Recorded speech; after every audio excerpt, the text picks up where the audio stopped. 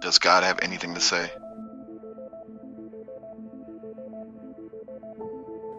I enter a narrow, long corridor, the hallway of a hotel from the lobby. It's got the sharp, fluorescent lighting. Everything is a bit washed out looking. To the right, there is an older man. He is doing some work above the ceiling in the crawl space on a ladder. I start to think this is somebody that I knew when I was younger, a wealthier man. From the stairwell, men start to emerge, middle-aged, 50 plus, thick.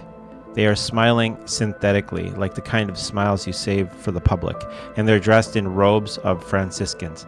The only thing off is they are each also kind of undressed, like they are in some process of getting ready and walking through the hallway in the middle of the process. There are many men in this state. Then I am surprised to see that some Franciscans are not men, but middle-aged, thick women, in the same state of half-dress, getting ready, but walking through the halls and synthetically smiling. Then I start to think that the likelihood that all of these co-ed Franciscans are in different rooms is low. The women don't seem to be grouped together. They seem to be interspersed among the men. I expect these men and women are all sharing rooms, which seems scandalous.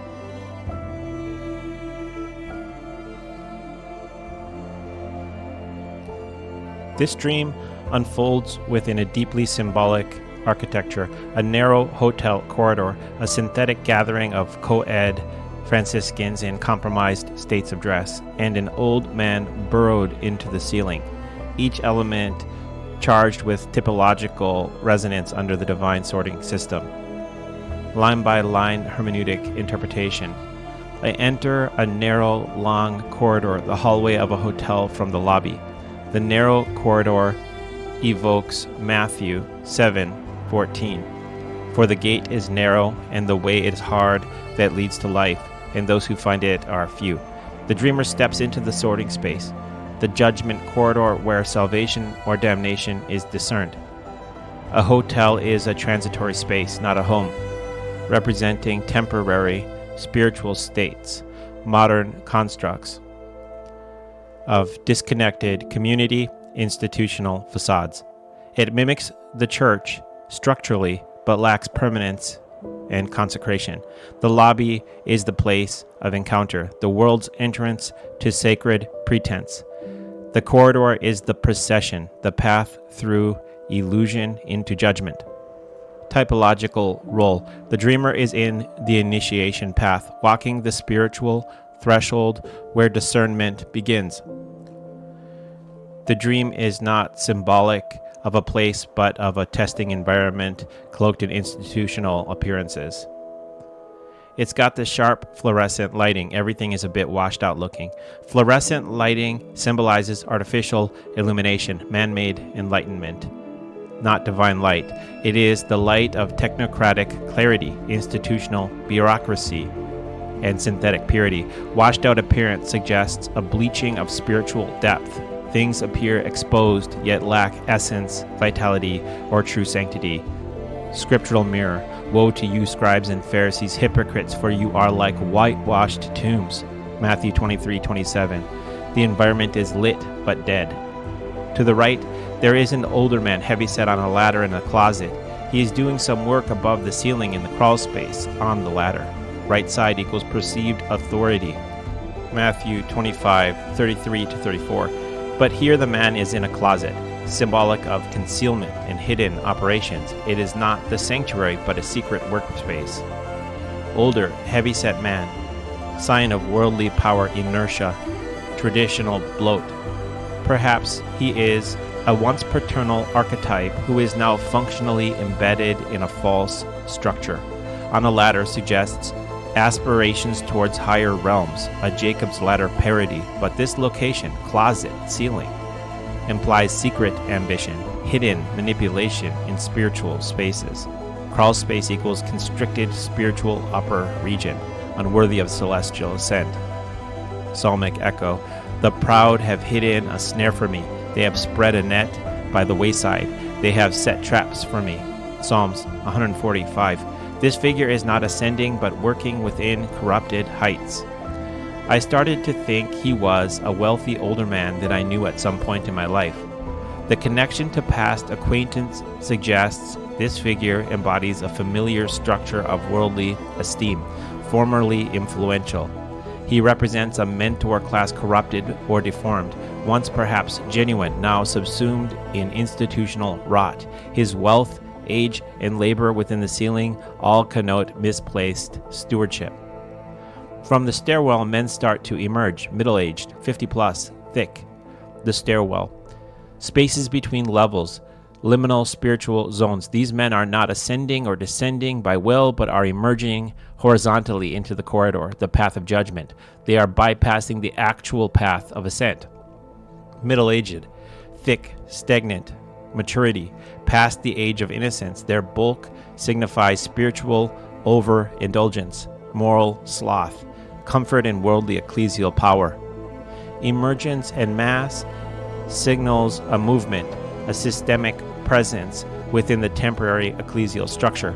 They are smiling synthetically and dressed in the robes of Franciscans. Franciscan robes carry the appearance of poverty, humility, and sacrifice, but the synthetic smile betrays the fraudulence of the witness. Synthetic smiles equals masks of feigned joy, public-facing righteousness. Echoes 2 Corinthians 11:13-15. For such men are false apostles. Even Satan disguises himself as an angel of light. This is a false religious order, perhaps even literal, but archetypal.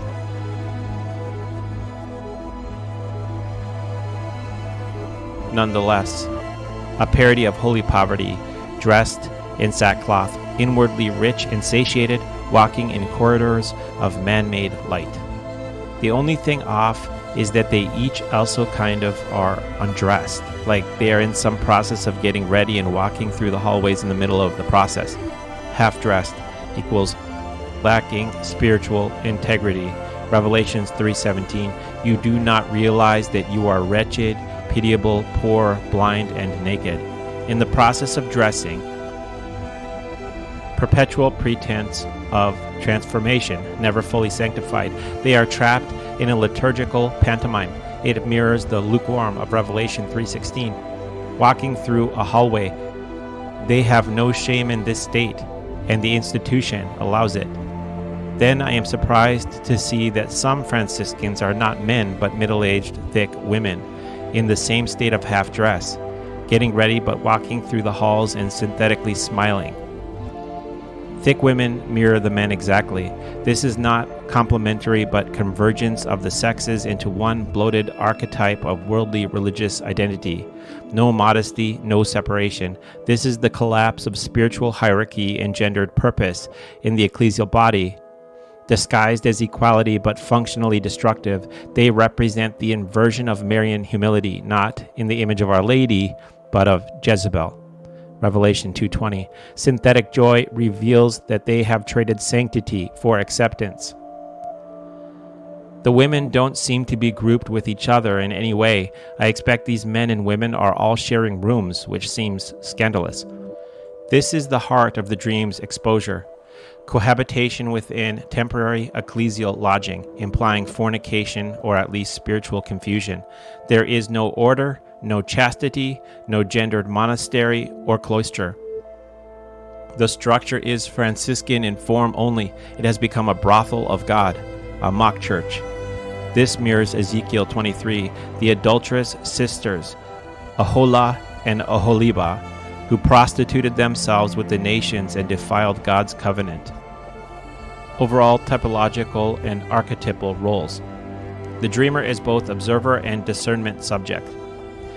This is a divine exposure dream, showing the dreamer a corruption in the structure of what appears holy. The Franciscans are not literal religious, but represent false spiritual orders, especially those embracing comfort, false humility, and equality divorced from hierarchy. The hotel is a false tabernacle, a mimicked church, accommodating the counterfeit religious. Final summary for the common man. This dream is a vision granted to unveil the terminal rot of false religious institutions that wear the garments of the saints but parade in spiritual nudity. It warns of orders, communities, and leaders who retain the appearance of poverty, community, and asceticism while they live in scandal, deception, and comfort. These figures smile in corridors of artificial light. They are not merely flawed, they are enemies of God, clothed in Franciscan burlap. Their gender confusion and casual cohabitation reveals a church given over to Babylon. For the one seeking salvation, this dream speaks with violence. Flee false orders, especially those that celebrate comfort, convergence, or institutional harmony without separation and martyrdom. The narrow way is not found in these fluorescent halls. It is found in the cloister of self-destruction, the spiritual ladder not built into a closet but planted on Golgotha. The remnant must leave the synthetic joy and robe themselves not in false humility, but in the fire of the cross. Come out of her, my people, lest you share in her sins, lest you receive of her plagues. Revelation 18:4.